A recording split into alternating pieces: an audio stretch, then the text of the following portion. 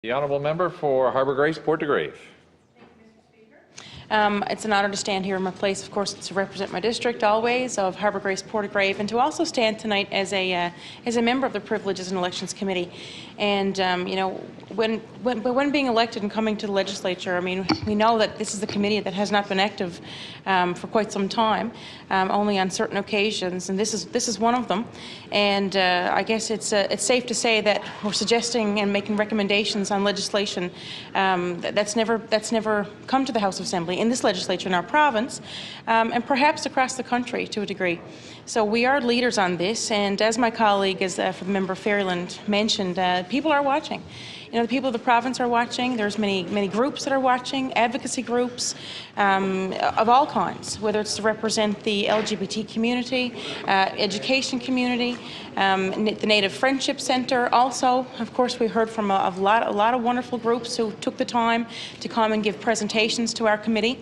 We worked all summer as the House, of course, adjourned in the spring, in May. We worked through the summer on that and met regularly to do this work. However, this is an interim report.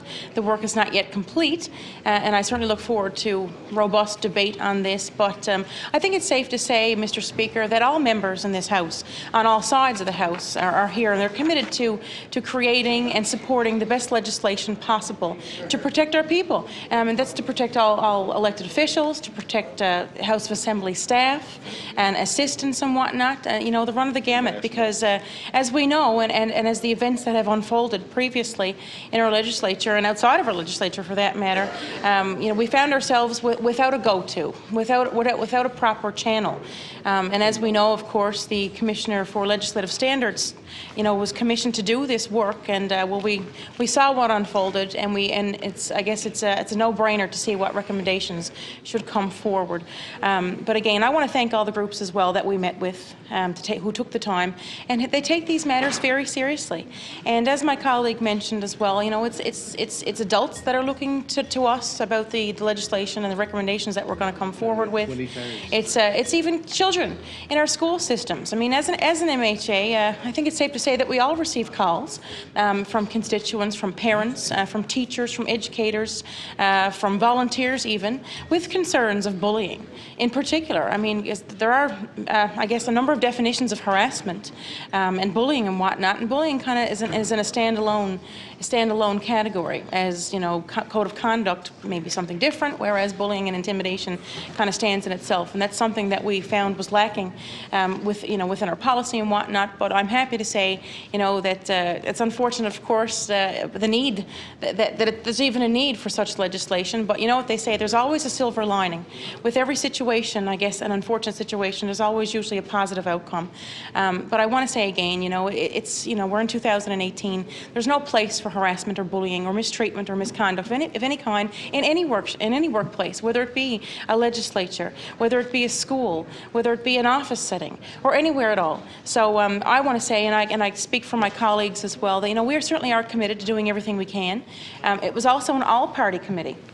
So it's not, you know, it wasn't a caucus-specific or a party-specific committee. And I also want to say, it's important to say, you know, that harassment and misconduct is not a problem that's limited to any particular party. You know, again, this is all forces together. We were a great team, I'm happy to say, and you know, we've got an opportunity to work with my colleagues, such as, you know, the member for St. John's East Kituviti, a wealth of knowledge, and of course the experience that she's had in this legislature, and as a woman, of course, you know. So I'm proud to say, you know, call her a colleague and a friend, and you know, to have gotten to know her and to spend that time. The same thing with the member for Fairyland as well. You know, he's been around this legislature for some time. Also, my colleagues here on this side of the House, MHA for Stephenville Port-au-Port, also the MHA, of course, for St. George's Humber, who happens to be the chair, and myself. So, you know, I think we can call ourselves a united front, a united team when it comes to this sort of thing. But this is something that we can all participate in, that we can all be proud of, that we can all take part in, because you know what, this affects each and every one of us. And you know what, we are leaders here.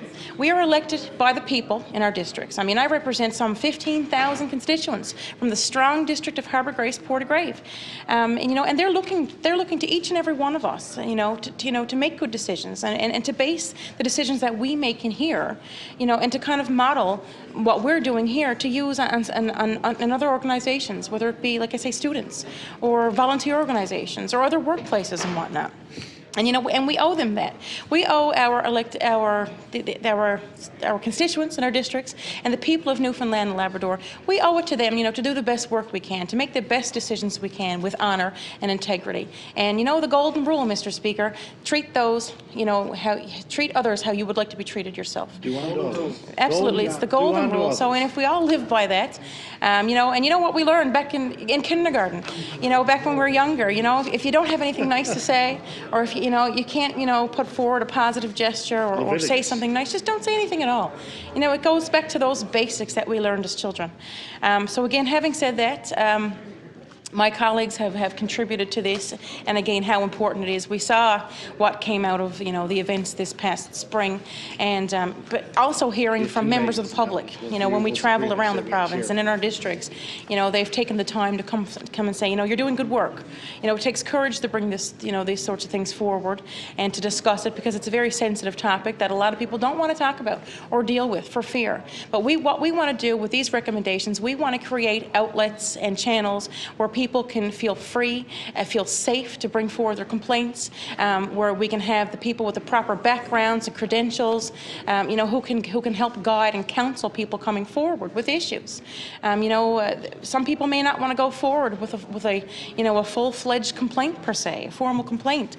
Maybe there's a mediation process, you know, but bottom line, we need these resources to turn to.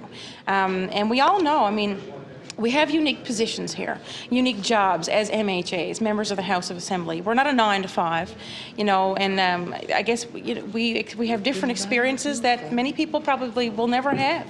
And something else that came out of that it's also very important is that we need to relieve stress. I mean, you know, to have those tools in place to mitigate stress and whatnot. So there's wonderful things that we've talked about, you know, and it's well and long overdue.